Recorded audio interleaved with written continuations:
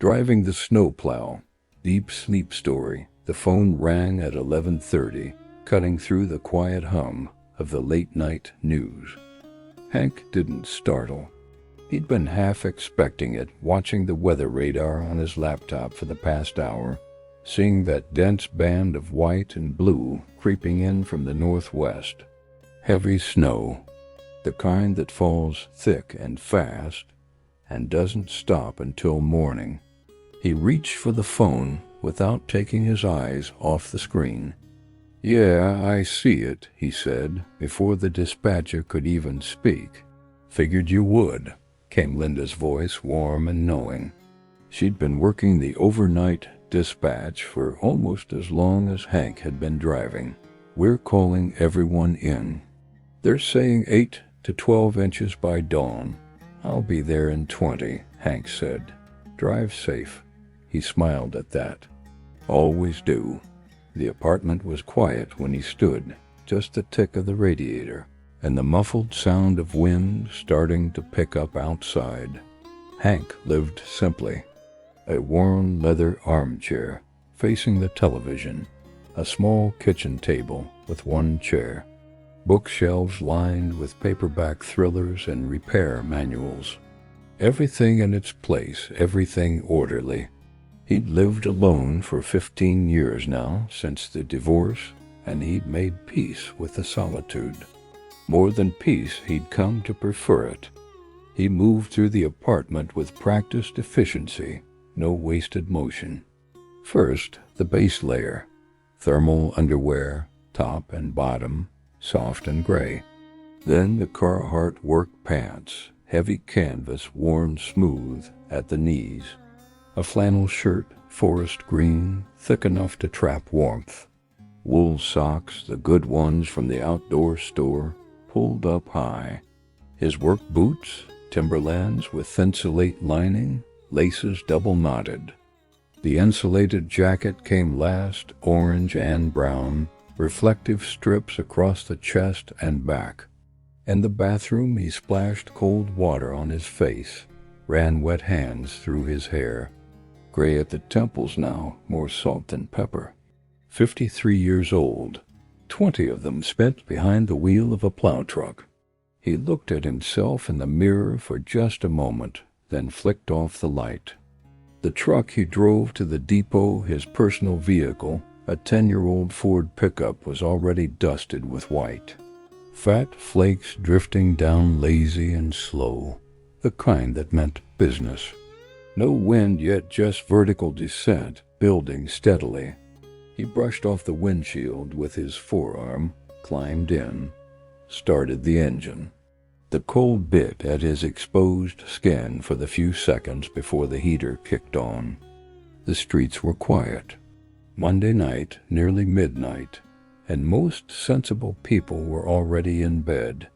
The traffic lights blinked yellow at the empty intersections, reflecting off the thin layer of snow beginning to accumulate on the pavement.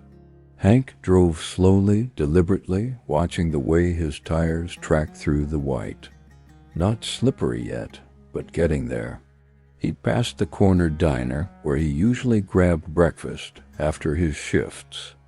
Dark now, chairs upturned on tables, the neon sign in the window glowing red. Closed. Past the post office, the library, the bank with its stone columns.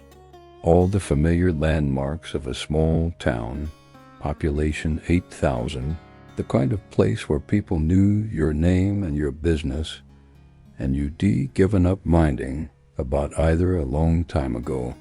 The last bar on Main Street was just closing, a cluster of people bundling into coats and hurrying to their cars.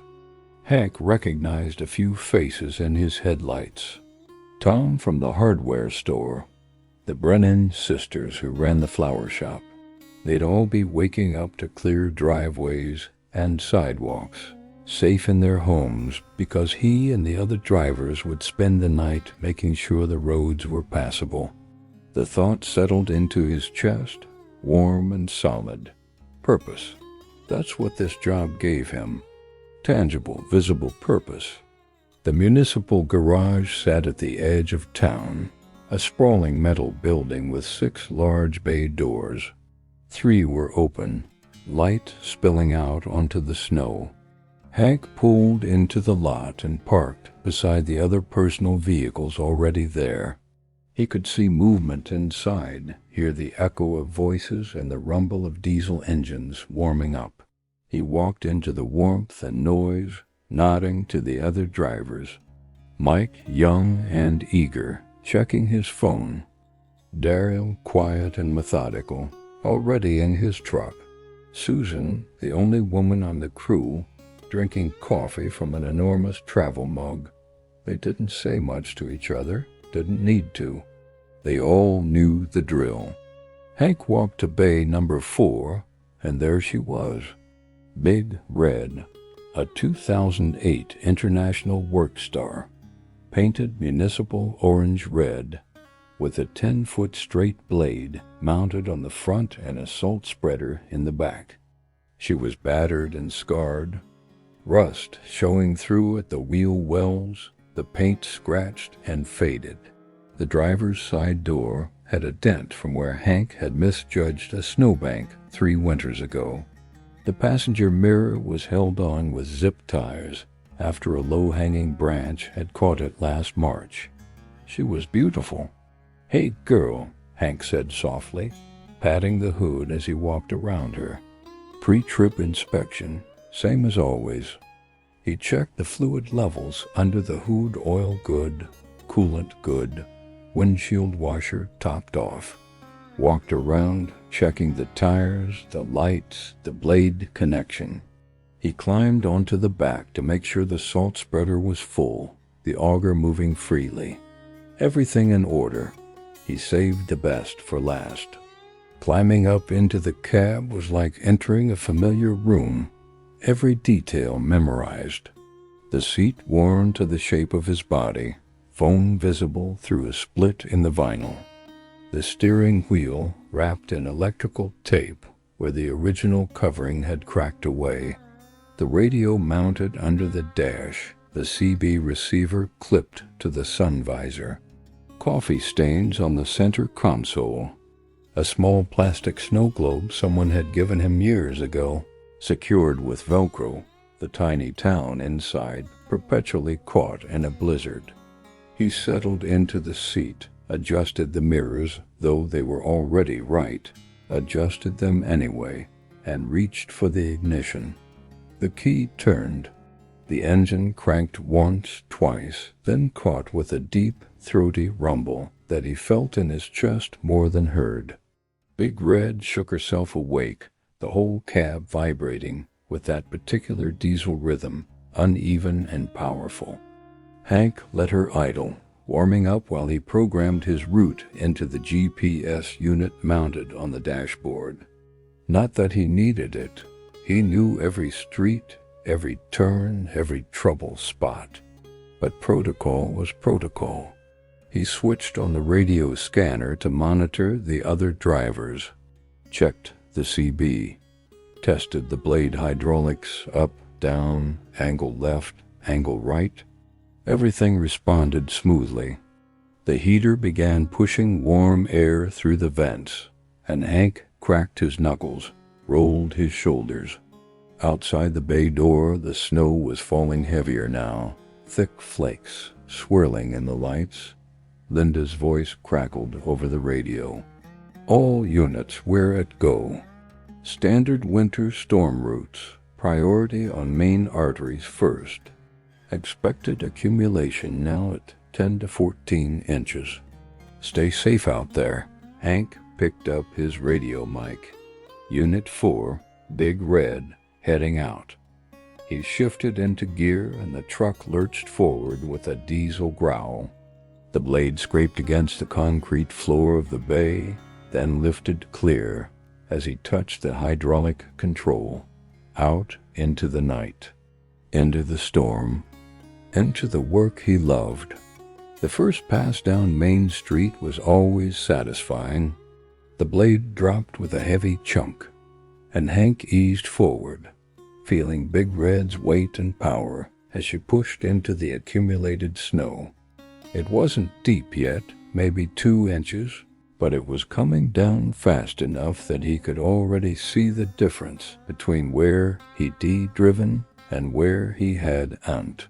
The blade carved through the white, sending up a spray that caught in the headlights like a fountain of diamonds. The scrape and rumble of metal on pavement became the baseline rhythm, steady and constant.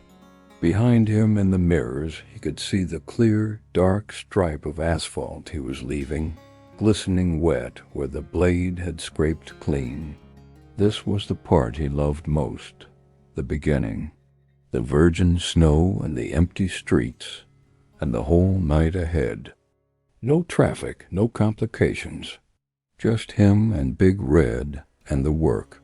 He turned onto Maple Street, angling the blade to throw the snow toward the curb. The truck rocked slightly as the tires found purchase. Through the windshield, the world had narrowed to just the cone of his headlights and the swirling white beyond. Already the houses looked different under their mantles of snow. Softer, quieter, more like illustrations in a children's book than actual buildings where actual people slept. The radio in the cab crackled to life. Not the work radio, but the AM/FM unit tuned to WSNW, the only station that broadcast overnight in this part of the state. And that was Winter Wonderland by the Dave Brubeck Quartet. Came a gravelly voice, smooth as aged whiskey. You're listening to Charlie Midnight, keeping you company through these small hours here on WSNW. It's 12:17 a.m. And folks, it is really coming down out there. If you're just joining us, we're under a winter storm warning until 6 a.m. with expected accumulations of 8 to 12 inches. So stay inside where it's warm and let me keep you company with some holiday classics. Hank smiled. Charlie Midnight. Real name Charlie Morrison. Used to teach high school English until he retired and took this gig for something to do. Hank had never met him, but he felt like he knew him, the way you can know someone through their voice alone. Charlie had been his companion through hundreds of overnight shifts, his rambling commentary and terrible dad jokes a comfort in the isolation. Now, Charlie continued, I know what you're thinking. Charlie, are you going to play Winter Wonderland again? And the answer is yes. Yes, I am. But not right now. Right now, let's hear Bing Crosby, Dreaming of a White Christmas ... double quotes. The familiar melody filled the cab, and Hank hummed along tunelessly as he guided Big Red through the residential streets.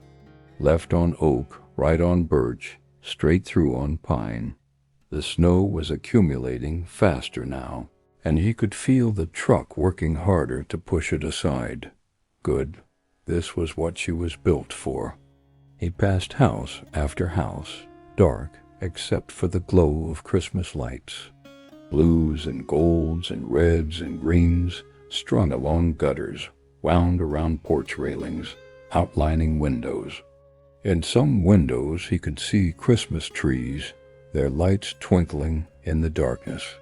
In others, the blue flicker of a television suggested someone else was awake, watching the storm, maybe watching for him.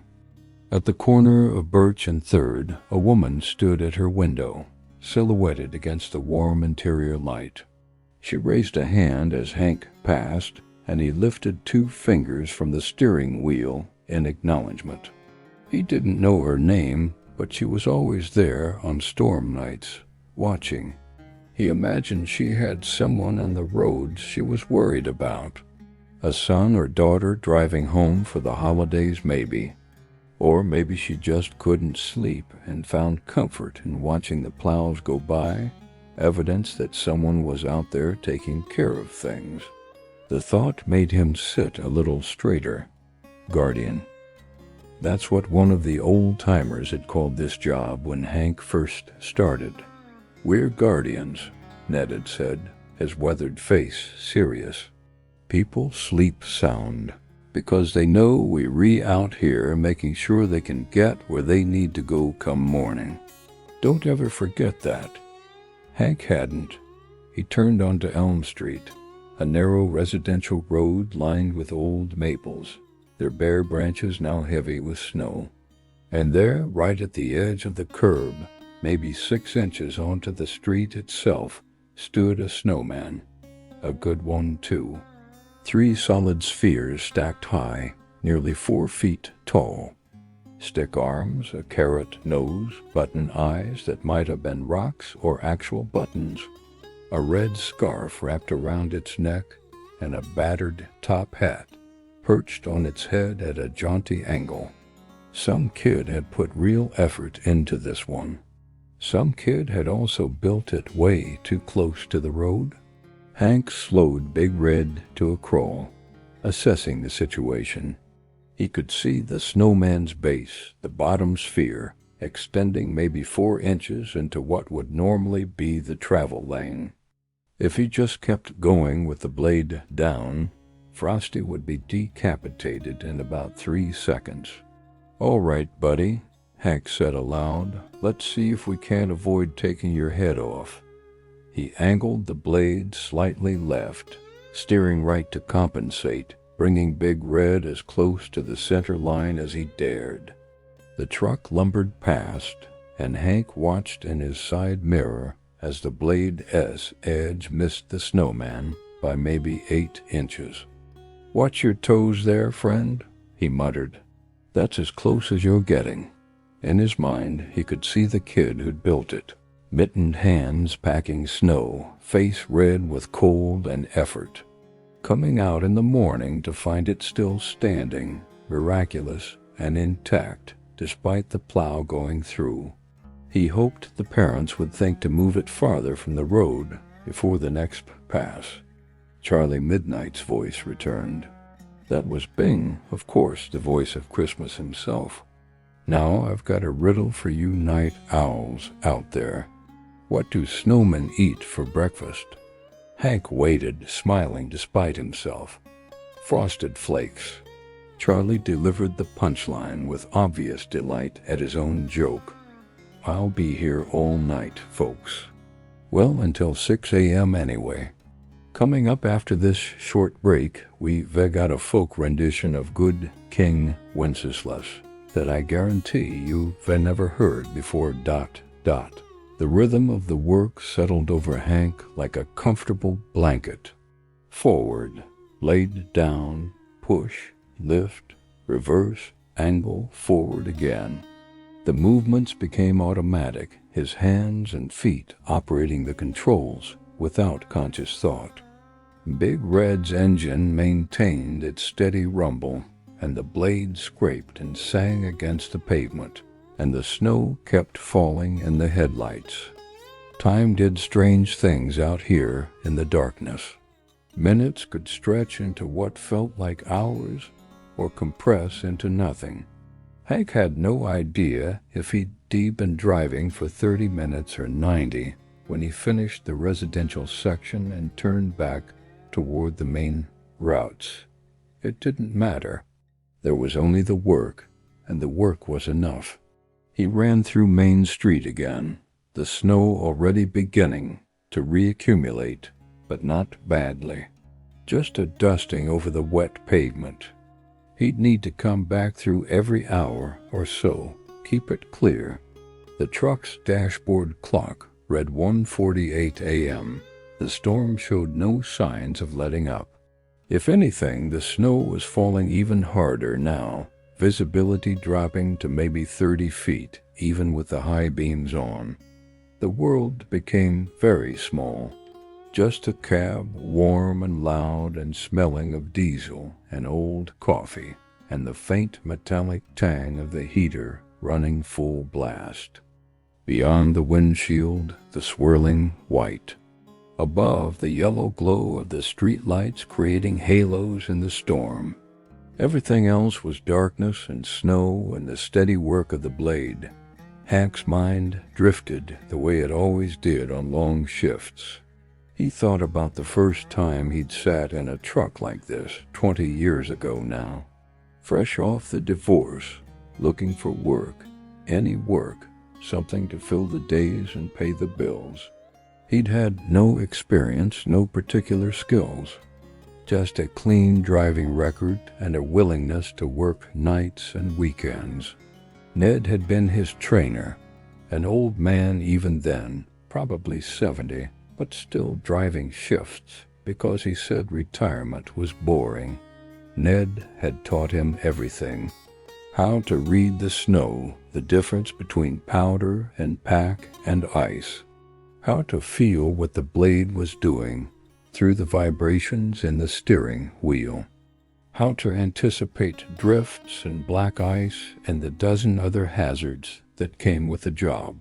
How to take care of the truck, talk to her, treat her right. She'll take care of you if you take care of her, Ned had said, patting the dashboard of whatever truck they'd been in. These girls, they're tough, but they got feelings. You treat 'em rough, they'll let you down when you need 'em most. You treat 'em right, they'll run forever. Hank had thought it was nonsense at first. Then he'd spent a winter behind the wheel and understood completely. Doing good, Red, he said now, patting the dashboard the way Ned used to do. Real good. The truck rumbled on, pushing through a deeper drift at the intersection of Main and Route 9. Hank felt her hesitate just slightly, then power through, the blade never lifting. Reliable, steady, just like always. He passed the 24-hour gas station on Route 9, its fluorescent lights harsh and artificial in the darkness. The place looked like an island of civilization in a sea of white.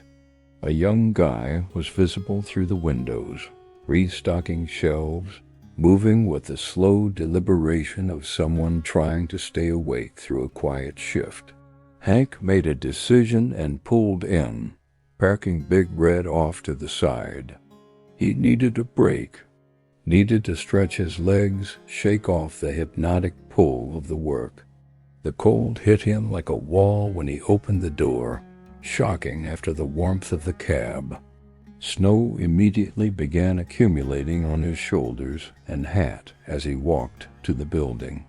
The door chimed when he entered, and the young guy looked up from the shelf of motor oil he was organizing. Early 20s, probably a college student home for break, working a shift nobody else wanted. "Hey, you're one of the Plow drivers," the kid said, straightening up. "Man, I'm glad you guys are out there. It's really coming down." "It is," Hank agreed, pulling off his gloves. "Gonna be a long night. You want coffee? I just made a fresh pot maybe 20 minutes ago. Actually tastes decent for once." Hank shook his head. "Got my own in the truck, but thanks." He pulled his thermos from inside his jacket, unscrewed the top, still half full from what he'd brought from home. He poured a careful cup, steam rising in the cold air of the store. The kid was looking out the window at Big Red, her hazard lights blinking, snow already accumulating on her hood and roof. "How long you been doing this?" 20 years, give or take. "You like it?" Hank considered the question, sipping his coffee. It was still hot, strong enough to cut through the fatigue starting to gather at the edges of his consciousness. "Yeah," he said finally. "Yeah, I do. Doesn't it get lonely? Out there all night by yourself?" "Sometimes," Hank admitted. "But that's part of what I like about it. Quiet, peaceful. You see the world when most folks are asleep. There's something to that." The kid nodded like he understood, though Hank doubted he really did. You had to live it to understand it. The solitude that wasn't loneliness. The satisfaction of work that showed results immediately. Snow here, cleared there. The feeling of being part of something important, even if nobody would ever know your name. Well, the kid said, thanks for what you do. Seriously, my sister's driving in tomorrow from Pittsburgh. She wouldn't be able to make it if you guys weren't out here clearing things. Something warm settled in Hank's chest. She'd make it, he said. Roads'll be clear by morning.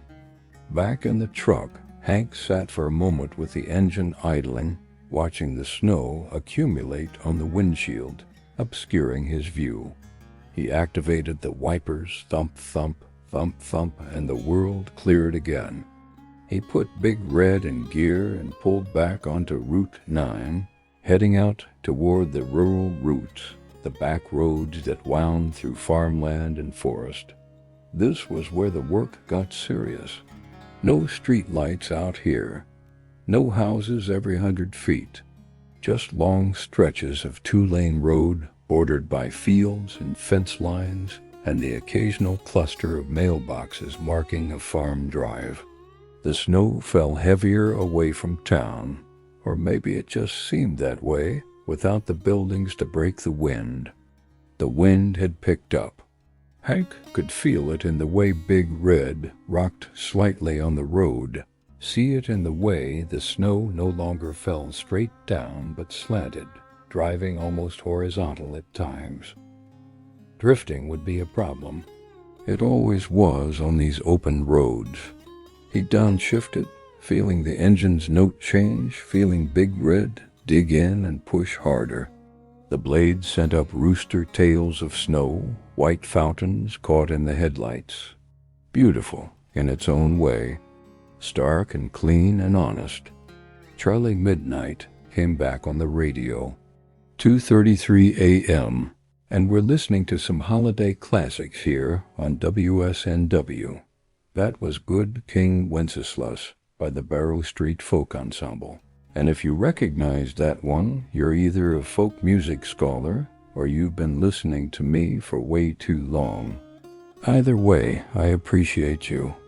Now, back to a song we all know, Winter Wonderland, this time performed by ...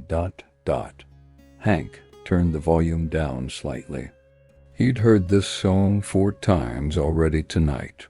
Charlie wasn't kidding about the limited rotation, but it didn't really matter. The radio was just company, a human voice in the darkness, proof that he wasn't the only person awake in the world. He thought about the other drivers out there right now. Mike would be running the east side routes. Darrell had the south end of town. Susan would be covering the industrial park and the warehouse district. All of them out there in their own trucks, following their own routes, doing the same work, connected by radio and purpose, even if they never saw each other all night. A deer appeared at the edge of the headlights, standing at the tree line. Hank's foot moved to the brake automatically, and Big Red slowed. The deer, a doe, judging by her size and the lack of antlers, watched the truck approach.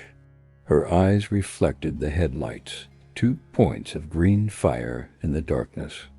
Hank brought the truck to a complete stop, maybe 20 feet away. They regarded each other. The doe's sides heaved with breathing. Snow gathered on her brown coat. She seemed unafraid, just curious, trying to determine if this large, rumbling machine was a threat. "Go on, sweetheart," Hank said quietly, though he knew she couldn't hear him through the glass and the engine noise. "Get somewhere safe." As if she'd understood, the doe turned with liquid grace and bounded across the road, her white tail flagging. She disappeared into the trees on the far side, leaving behind tracks that were already filling with fresh snow. Hank watched the spot where she'd vanished for another moment, then eased Big Red forward. The natural world carried on through storms like these, he knew. Deer and rabbits and foxes and owls, all finding their ways through the cold and snow. They didn't have plows or heated trucks or thermoses of coffee. They just endured, relying on fur and fat and instinct. There was something admirable in that, something that made his own work seem almost easy by comparison. The road wound through a section of forest, tall pines pressing close on both sides, their branches heavy with snow. The tunnel of trees made the darkness complete, and Hank's world shrank to just the section of road illuminated by his headlights. The blade scraped against pavement, then something else, a layer of ice forming under the snow. He felt it through the steering wheel, that different quality of vibration. Black ice, the real danger, invisible and lethal, hiding under the white.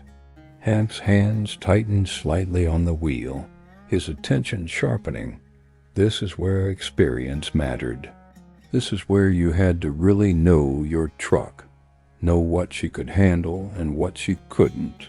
He kept his speed steady, didn't brake suddenly, didn't make any jerky movements. Just steady pressure, steady forward motion, letting Big Red's weight and the blade's angle do the work.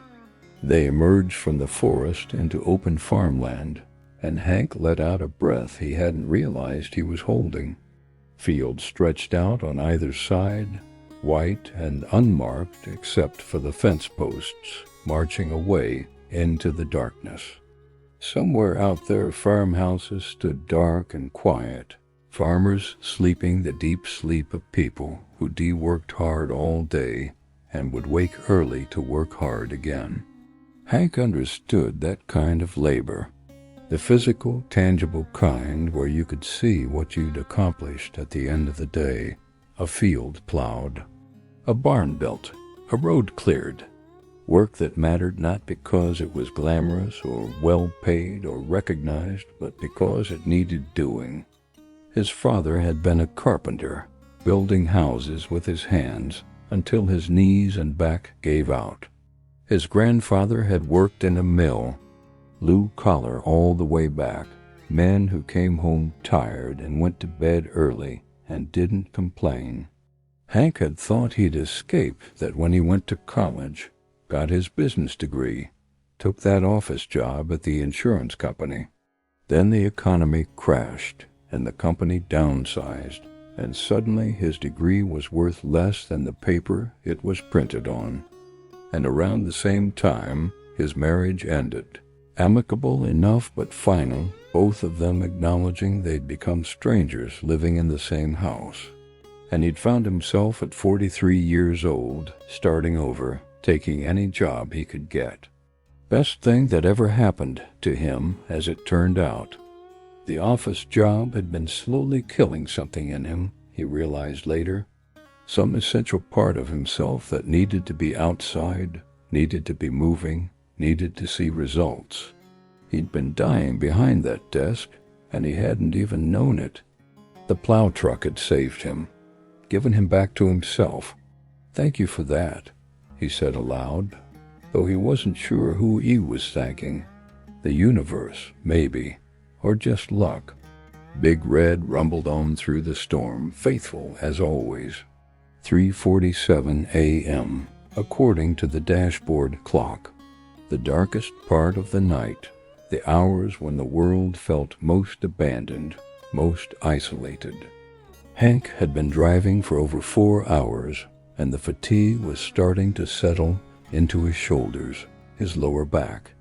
Not bad yet, nothing he couldn't handle, but present, accumulating like the snow on the untreated roads. He'd completed his rural loop and was heading back toward town, approaching from the north this time. The old stone bridge at Miller's Creek lay ahead, marking the transition from country to town. Hank had crossed that bridge thousands of times, knew every stone of its construction. Built in 1932 by the Civilian Conservation Corps, maintained carefully ever since. But as he came around the curve and his headlights swept across the bridge approach, he saw the problem. A drift, not just a little accumulation, a real drift, maybe 4 feet high and dense as concrete, packed by the wind that funneled through the creek valley. It completely blocked the entrance to the bridge, a solid wall of white. Hank stopped the truck 50 feet back and stared at the obstacle. This was the test. This is what separated the experienced drivers from the ones who would back up and radio for help. The drift was serious, but not impossible. Not if you knew what you were doing. He ran through the calculation in his mind, speed and angle and momentum. Too slow and he'd bog down, get stuck, needed tow. Too fast and he risked damage to the blade or the truck, or worse, losing control. It had to be just right. Goldilocks physics at 3:47 in the morning. Hank reversed the truck, giving himself room to build up speed. He angled the blade slightly, positioned it to cut into the drift rather than just smashing into it head-on. His hands were steady on the wheel. 20 years of experience, 20 years of learning Big Red's capabilities, all coming down to this moment. "All right, girl," he said. "Let's show this drift who's boss." He pressed the accelerator, feeling Big Red surge forward. The engine note rose from a rumble to a roar. Snow flew up from the tires. The speedometer climbed 15 miles per hour, 20, 25. The drift approached in the headlights, growing larger, more solid, more intimidating. At the last second, Hank had a moment of doubt. What if he'd miscalculated? What if the blade hit the drift? The impact shuddered through the entire truck, and for a heartbeat, Big Red hesitated. Hank kept his foot steady on the accelerator, kept the blade angled true. The engine roared. The tires fought for purchase. The whole truck shook like a terrier with a rat. And then they were through. The drift exploded into a million fragments, snow spraying everywhere, and Big Red burst out the other side like a whale breaching. Hank found himself laughing, actually laughing out loud, adrenaline and satisfaction and relief all mixing together in his chest. "That's my girl," he shouted, slapping the dashboard. "That's how it's done." Behind him, the drift was reduced to scattered piles on either side of a clear path to the bridge. Clean, perfect, professional. Hank guided Big Red across the old stone bridge, the truck's weight solid and reassuring on the ancient structure. The satisfaction settled deep, warm as the coffee in his thermos, solid as the bridge beneath his wheels. 4:16 a.m., less than 2 hours until dawn. Hank could feel it in the air, that subtle shift that happened before sunrise, some change in the quality of the darkness that was more felt than seen. The snow was still falling, but lighter now, the storm beginning to exhaust itself. He ran through the main streets of town again, clearing the fresh accumulation. Nothing major, just a couple of inches. The residential streets could wait until the next pass. Right now, he needed to make sure the priority routes were clear. Hospital access, fire station approaches, the road that led to the elementary school. Children would need to get to school safely. Or maybe school would be canceled. They had enough snow for that. But the buses would still need to be able to navigate the roads to pick up any kids whose parents hadn't heard the announcement. Either way, Hank would make sure the roads were clear. He thought about those kids sleeping in their beds right now, warm under blankets, dreaming of snow days and sledding and snowmen. They'd wake up to a world transformed, white and pristine and perfect. And they'd never know that someone had been out all night making sure they'd be safe. They didn't need to know. That was okay. That was part of the job. The town square lay ahead, the Christmas tree standing in the center, lights still glowing despite the hour.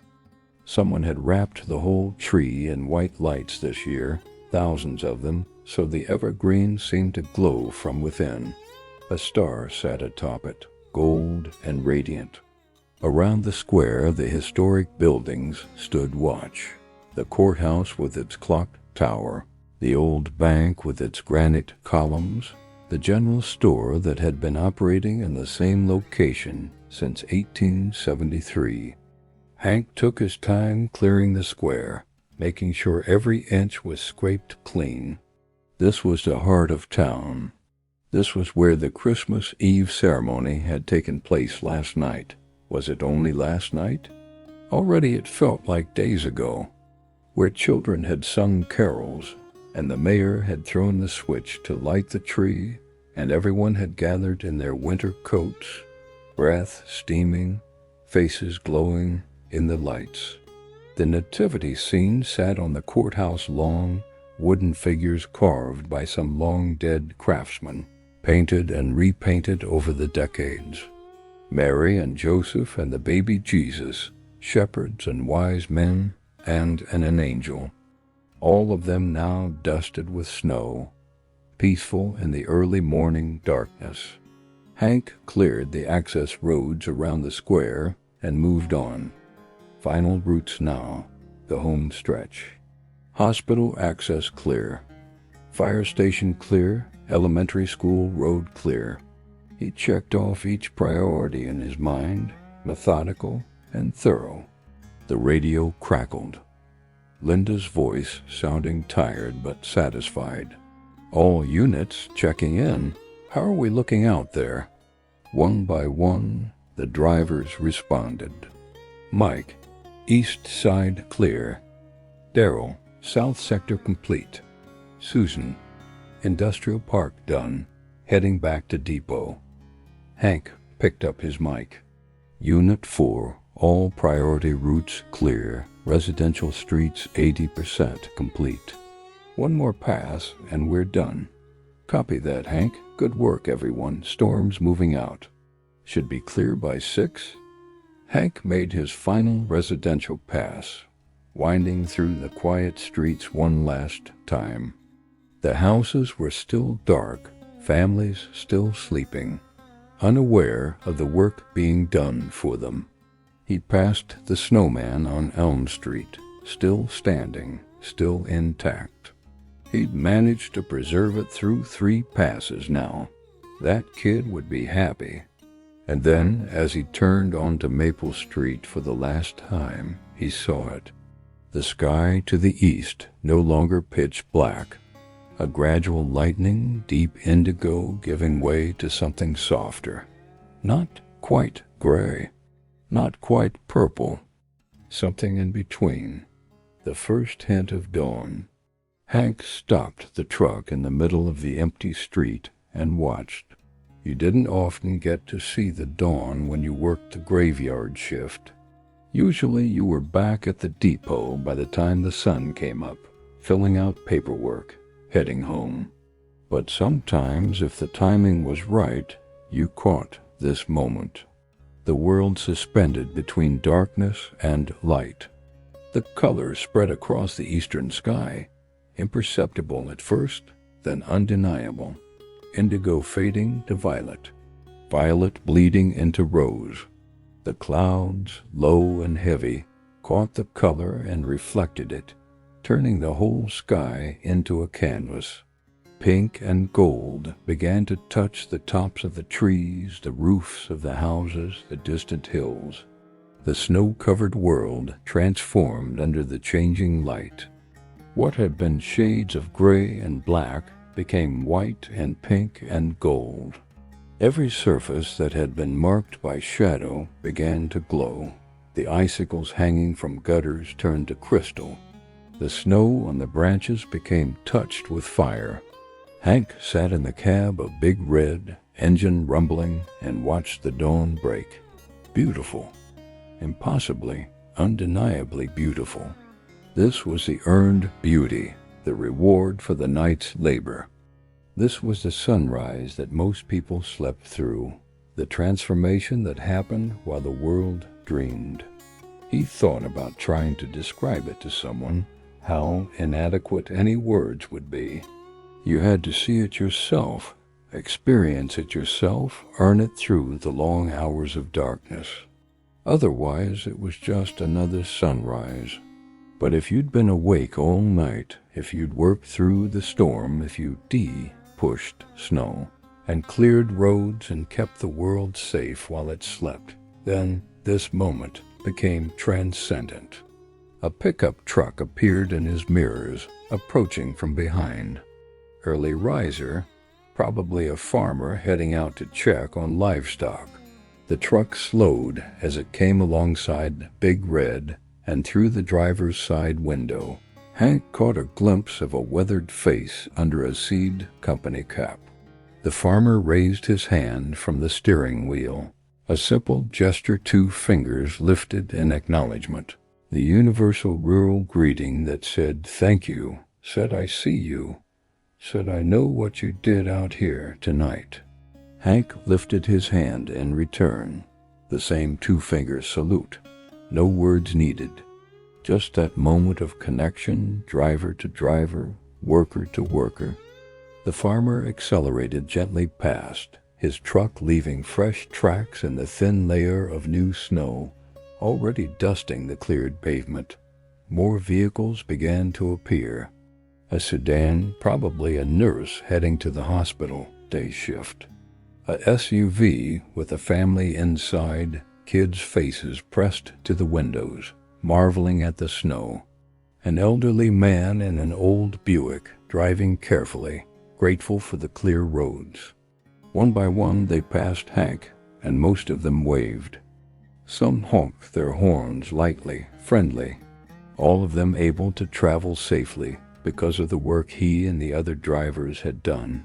The satisfaction was profound. Not pride, exactly. Not ego. Just the deep, bone-level satisfaction of work well done, of purpose fulfilled, of being part of something larger than yourself. This was why he did it. This moment right here. The visible proof that what he did mattered. 5:52 a.m. Time to head back to the depot. Hank put Big Red in gear and turned toward the municipal garage. The town was waking up around him now. Lights coming on in windows. Smoke rising from chimneys as furnaces kicked on. People emerging onto porches to look at the snow, coffee mugs in hand, breath steaming. A boy in a puffy jacket burst out of a house on Oak Street and ran to a snowman in the front yard, jumping and pumping his fist, still standing. The snowman had survived. The boy looked around as if trying to find someone to share his joy with, and his eyes landed on Big Red rumbling past. He waved frantically, and Hank honked the horn twice in response. The boy's grin was visible even from inside the truck. The municipal garage appeared ahead, bay doors open, other trucks already returning. Hank guided Big Red into her bay and shut down the engine. The sudden silence was startling after hours of the diesel rumble. His ears rang slightly in the quiet. He sat for a moment in the cab, his hands still resting on the wheel. Outside, the world he'd helped make safe continued to wake, continued to move, continued to be.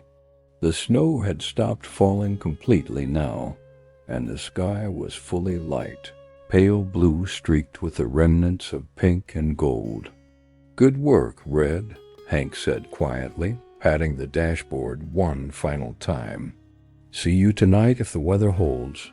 The post-shift routine, blade up and secured, spreader emptied and cleaned, fluid levels checked one final time, paperwork logged, hours driven, routes completed, any issues noted.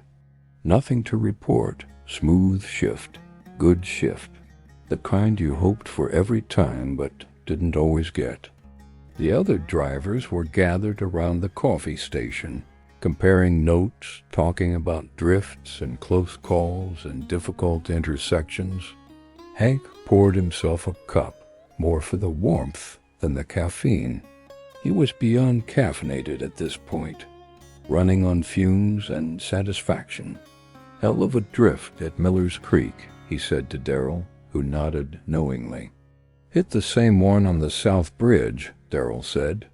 "Thought I was going to need a push for a minute there. But you got through." "Yeah, always do." They stood in comfortable silence, drinking terrible garage coffee, too tired to say much more. There was no need. They'd all done the same work, faced the same challenges, earned the same satisfaction.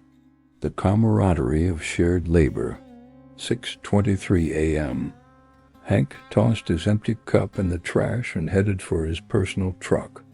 The parking lot was covered in snow, but the main routes were clear, and that's what mattered. He'd be home in 10 minutes. 15 if he drove slow, which he would. No rush now. The work was done. The drive home took him through the town one more time, but now he was just another vehicle on the road. Not the guardian, not the night watchman. Just Hank, heading home to sleep while the world he'd helped preserve went about its day. He'd passed the diner, now open, people inside eating breakfast. The corner store, its parking lot being shoveled by a teenager with a snow shovel. The library not open yet, but someone visible through the windows, turning on lights, preparing for the day. Everything normal.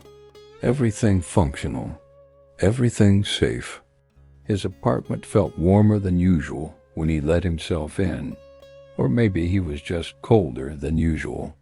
The contrast startling. He pulled off his boots, left them by the door to dry, peeled off his jacket, his flannel, the thermal layers. The routine in reverse. In the bathroom he washed his face, brushed his teeth, stared at himself in the mirror. Red eyes, gray stubble, lines around his mouth and eyes. 53 years old, and it showed. What satisfied? That showed, too, in the set of his shoulders, the calm in his expression. The bedroom was quiet and dark, curtains drawn against the growing daylight. Hank set his alarm even though he probably wouldn't need it. His body would wake him in 6 or 7 hours no matter what.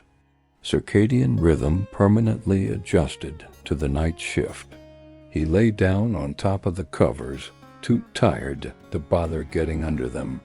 The bed was soft and still, so different from the rumbling, vibrating cab of Big Red. The silence was almost disconcerting after 8 hours of engine noise. Outside, the world continued. Children building snowmen. Parents shoveling driveways. Travelers making their way to holiday gatherings, safe on the clear roads. All of them unaware of the man lying in the quiet apartment, exhausted and content, drifting toward sleep. Hank's last conscious thought was of the dawn, the way the light had painted the snow pink and gold. Beautiful, worth every hour of darkness that preceded it. His eyes closed. Outside, the town moved on. Inside, Hank slept the deep, dreamless sleep of someone who had worked hard and worked well, of someone who had done what needed doing, of someone who would do it all again, tonight, if the snow fell and the call came. The sleep of the guardian, the sleep of the satisfied, the sleep of a man who knew his purpose and lived it, night after night, storm after storm, season after season. The sleep of peace. If this story resonated with you, please consider showing your support with a like and subscribe to Deep Sleep Stories Hub for more quiet nights and restful journeys. Until next time, may your rest be deep and your dreams be peaceful.